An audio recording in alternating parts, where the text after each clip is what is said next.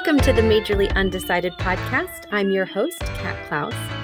And in today's episode, I wanted to share with you a few tips for discovering your interest in different fields without leaving the comfort of your own home or your computer.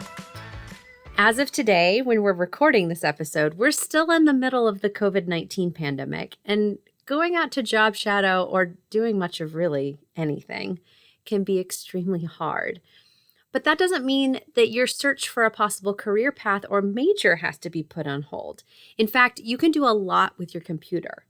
So I wanted to give you a few tips to help you research and discover more about fields that you're perhaps considering that others have maybe suggested to you, like your uncle telling you that you should go into law because you love arguing, or to simply get started in discovering possibilities. There's a lot that you can do online. There's a lot you can do with your computer. There's also a lot you can do through reading and videos and things like that. So here they are. Here are 5 tips to help you discover your major or possible career path from the comfort of your own home. Number 1, if you have an idea of what direction you might be interested in, I want you to go to Google.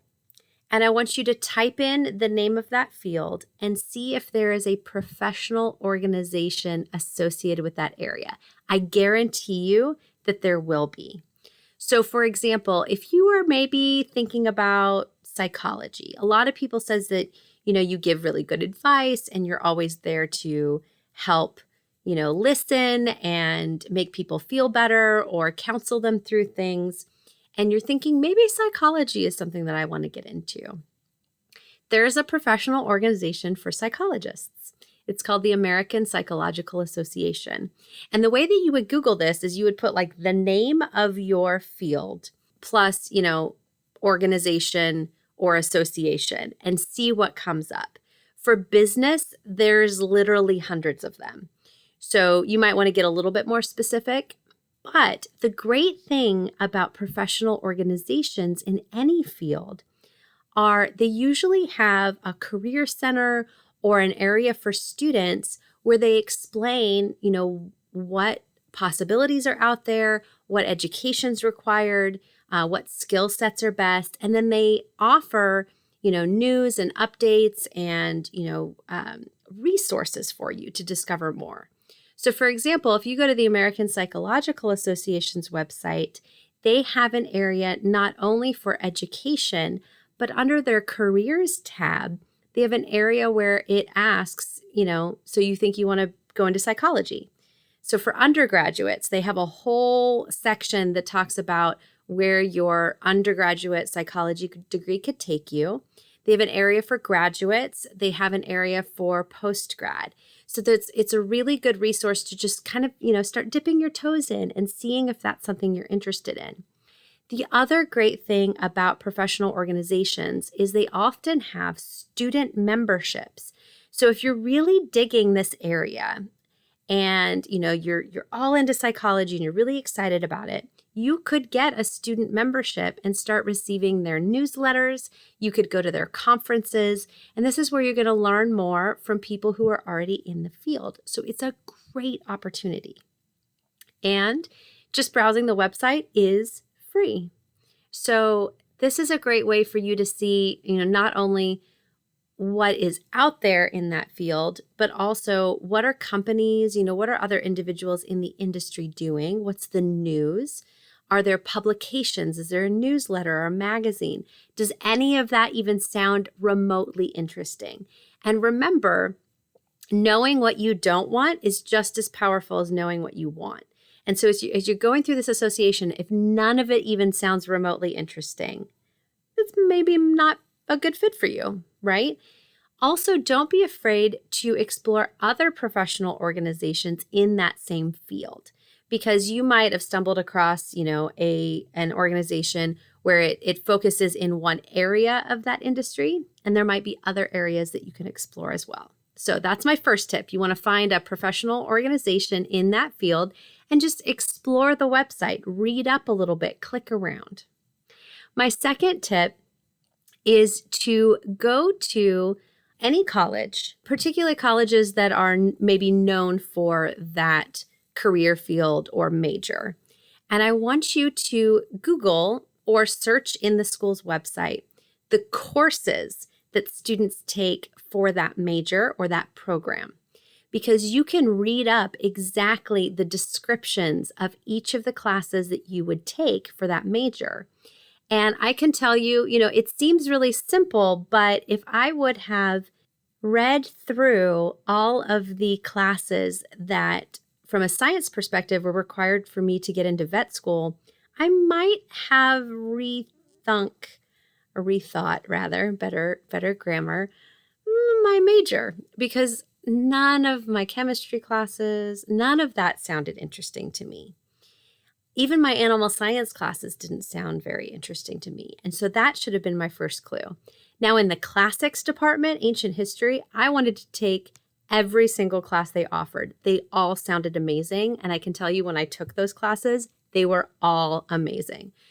Shout out to Santa Clara's classics department, because it was an incredible education I got there. Anyway, so go through and read the classes that you're going to be taking. Read those descriptions and see, does that sound interesting? If it does, you're probably on the right track. And you can do that at any school in the nation. So don't just limit yourself to one school. Don't just go to Santa Clara's classics department, for example. Go to University of Chicago's classics department. Go to UCLA's classics department, et cetera, and see, what are the comparisons? What classes are offered? Does any of that sound interesting? And if it does, like I said, you're on the right track.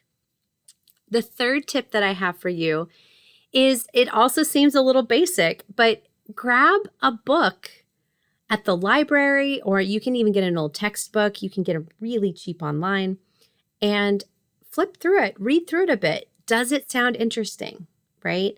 Now, this one can be a little bit tricky, because you might get, an intro to psychology book. It's going to explain like the terms and things like that. For the most part, you should be relatively interested in it. There are going to be sections where you're just like, I don't know what's going on here. And that's okay, because you're not in an official class. But you can also grab books that aren't textbooks, that are just related to the subject area, and see if that grabs your attention. Engineering, for example, some biographies of famous engineers and what they built, or projects, thinking through big problems. You can, there's some fun math and physics books, things like that. It's an amazing opportunity to just kind of get a little bit more experience. If you're interested in finance, there are hundreds of finance books out there, right? If you're interested in psychology, there are hundreds of books on different facets of psychology. So this is another great way that you can see if you are in fact interested in what you're interested in. Or if you're just starting from scratch and you have a little bit of an idea or kind of a direction, it can help inform you on, should you proceed with this direction. Because remember, you don't want to spend thousands and thousands and thousands of dollars on a degree or a certificate or time, in pursuing something when you haven't done a lot of research first. So I would highly encourage, get a library card at your local library, because checking out books is free. They also, a lot of libraries now have online lending, where you can get an ebook. You can check out an ebook and read it on your computer or on your phone. So I highly recommend that you do that. Next best thing, of course, for cost is used bookstores and online, used books online. You don't have to always go to Amazon either. There's a lot of bookstores online. There's half.com, there's eBay. So there's a lot of ways that you can get your hands on different books without costing an arm and a leg. The next tip that I have for you, remember we said that it's harder to take a class in an area, is there's actually sites online where you can take free classes in that subject. So for example, edx.org, edx.org, and we'll have this in the show notes.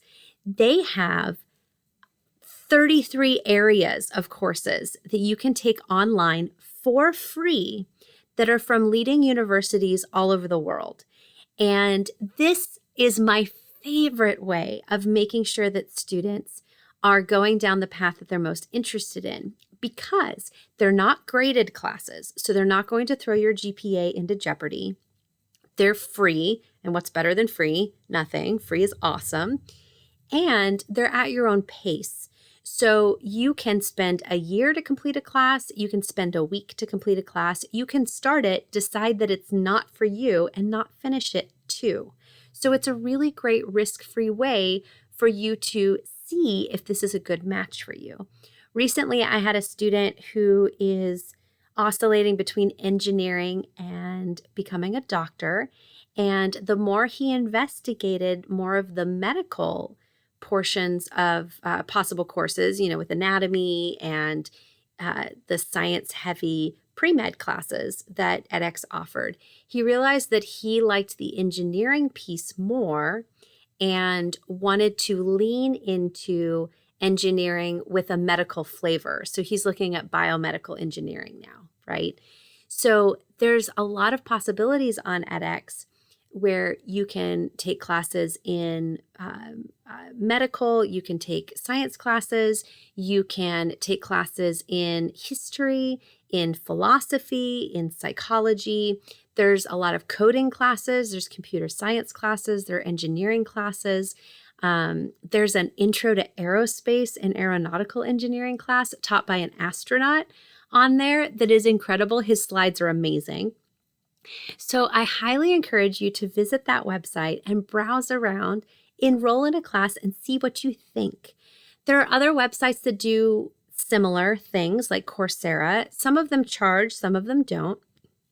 But these classes are usually called MOOCs, MOOCs, and they're pre-recorded classes from the university and they're offered online. So I highly encourage you to take advantage of that resource because it can inform and help you further explore that interest. The last tip that I have for you seems pretty obvious, but I've seen students take this and run with it. And I want you to remember that you have YouTube and Google. And as you're going through different possible careers and ideas and paths, you can do a lot with YouTube and Google. YouTube, for example, you can search videos of current people in the field. You can watch lectures. You can watch symposiums and conferences. You can access a lot of video from experts in certain fields and start learning on your own and exploring on your own for free. With the aid of Google, you can look for interviews with people in the field. You can look, again, for professional organizations and newsletters and news, symposiums, different lectures, and even shows that highlight certain careers can be a good starting point. Now, there's kind of a warning with this. Like, for example, a lot of my pre-med students love Life in the ER. It's a show. I want you to remember that anything that is a reality show or is on TV or produced through Hollywood, and as a film and TV concentration communications major, I can tell this to you 100%. You have to remember that a lot of times that's edited and drama is added in. So not every single day is different. Not every single day has drama and is exciting. But if you watched a 20-minute show of Life in the ER and they're just waiting for things to happen, that's not going to be very exciting. And so when they're filming the show, they edit things together and they maybe create drama to make it entertaining. So I want you to remember that as you're going through. Grey's Anatomy, unfortunately for pre-med students, is not a good indication of whether or not you want to be a doctor, but it could be a starting point, right? Then I want you to get more into maybe watching surgeries online. There's a surgical channel, watching Life in the ER, watching more real life doctors, not actors, real life doctors work. And that's a way, as right now we're waiting for the world to open back up, that you can start exploring without job shadowing, watching shows, watching videos, watching lectures, symposiums. There's just a lot out there that you can access for free online. Now, as I say all of this, I want to remind you that you want to be safe online, don't talk to any weirdos, et cetera, et cetera. But in terms of finding information on careers and things like that, the internet can be a huge resource for you, especially during this time where we are all staying at home. That's what I have for you this episode. I think it's a lot to get started with. There's some great tips. We're going to have that in the show notes as well. If you want step-by-step guidance, because I know this can be very overwhelming, I encourage you to download my free guide to deciding your major on our website, majorlyundecided.com. I show you where to start with assessments and then how to do research and how to really ask yourself, what am I good at and what do I want to do, what I don't want to do, etc. So it would be a great resource as you're diving into this. You can print it off. You can look on it on your screen and take notes beside your computer, but it's a great starting point and it's free. So I put a lot of work into it. I put a lot of heart into it. It's what I use with my students as we're going through what they might want to do. So highly encourage that you access that. And again, that's on majorlyundecided.com. If you have a question or a topic you'd like to see featured on the podcast, don't hesitate to email us at info@majorlyundecided.com. You can also follow us on Facebook and Instagram at majorlyundecided. With that, stay safe, happy researching, and I'll see you on the next episode.